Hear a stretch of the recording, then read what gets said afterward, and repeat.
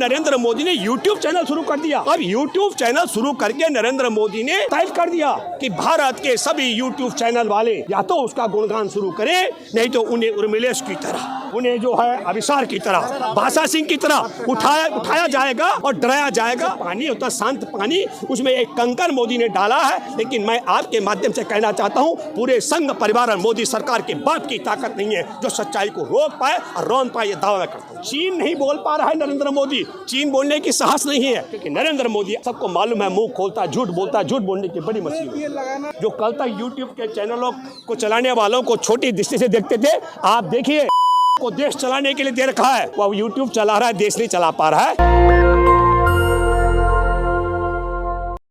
कि आप 63 अरब अमेरिकी डॉलर के मामले में अडानी से पूछताछ नहीं करते, अडानी के लिए काम करने वालों से पूछताछ नहीं करते हैं। लेकिन आप न्यूज़ क्लिक के मामले में, और वो भी जिन पत्रकारों को पकड़ा, ये तो विदेशी अखबार ने छापा, तो विदेशी अखबारों का मैं कहता हूँ OCCRB, organise crime and corruption report project, पूरे विश्व के इज्जतदार पत्रकारों का समूह है।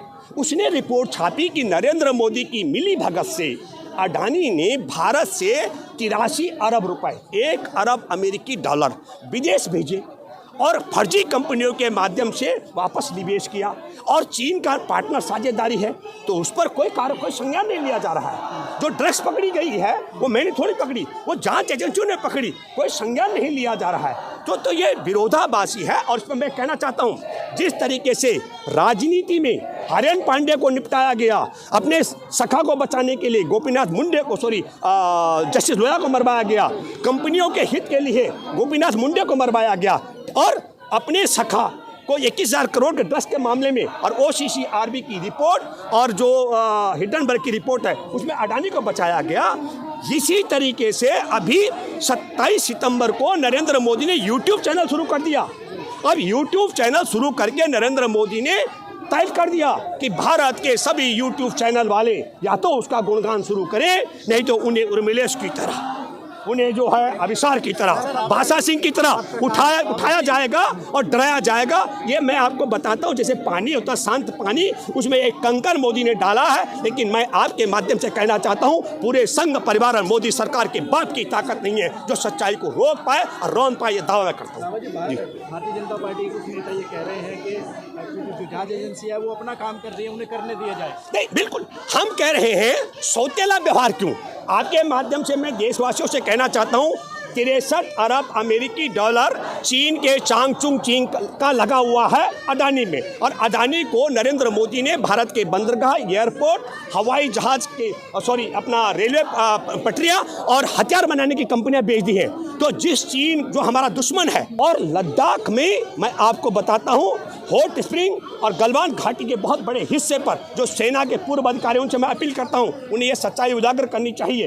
तो आप समझ लो, चीन नहीं बोल पा रहा है नरेंद्र मोदी, चीन बोलने की साहस नहीं है। तो इसलिए मैं बताता हूँ, पूरे जितने भी टेलीविजन चैनल हैं उनमें से एक टीवी चैनल है जिसने डोकलाम से लेकर के और गलवान घाटी तक चीन के पक्के गांव बसाए, गांव का मतलब पक्के घर बना दिए हैं, ये दिखाने का काम किया।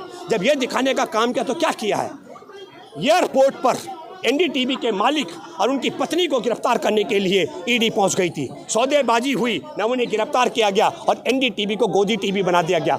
अब एकमात्र जरिया है, वो है आपका YouTube चैनल जो सच्चाई बोलता है। तो नरेंद्र मोदी ने अब YouTube में कदम रख दिया है, तो YouTube के पत्रकारों को डराने का काम कर रहे हैं। लेकिन मैं दावे के साथ मैं कह सकता हूँ, नरेंद्र मोदी की ED, CBI, पुलिस, किसी की भी ताकत नहीं है जो YouTube चलाने वालों का। और एक और मैं बताता हूँ, कई लोग कहते हैं कि साहब YouTube का वैध अवैध था। जब वैध होने के ही तौर तरीके नहीं हो तो अवैध। अब नरेंद्र मोदी को अपनी हैसियत का मालूम हो गया।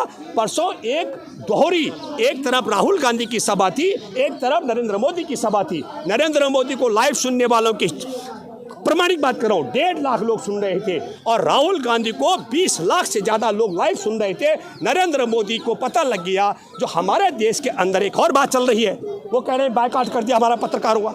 2014 से NDTV के रवीश कुमार का इसलिए बहिष्कार करके रखा भाजपा ने, वो सच्चाई सवाल करते थे।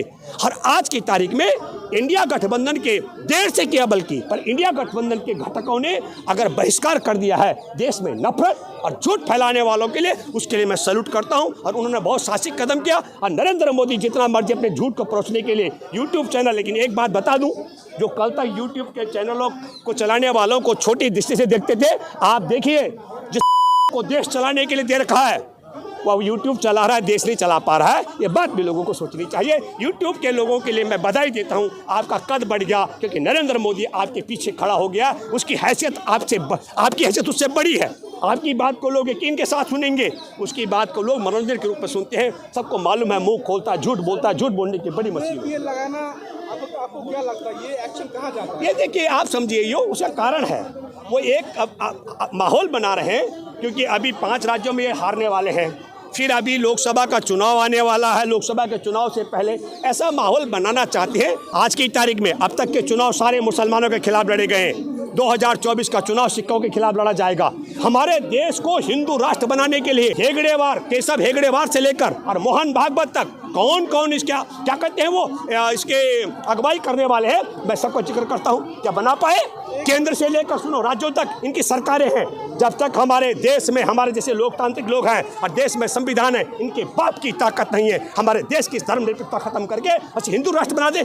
नेशनल दस्तक की आपसे गुजारिश है कि अगर इसको बचाना चाहते हैं तो नेशनल दस्तक को सब्सक्राइब करने के लिए रेड कलर के सब्सक्राइब बटन को दबाएं, फिर बेल आइकन की घंटी दबाएं। नेशनल दस्तक को बचाने के लिए बहुत जरूरी है कि हर खबर को शेयर करें, लाइक करें, कमेंट जरूर करें।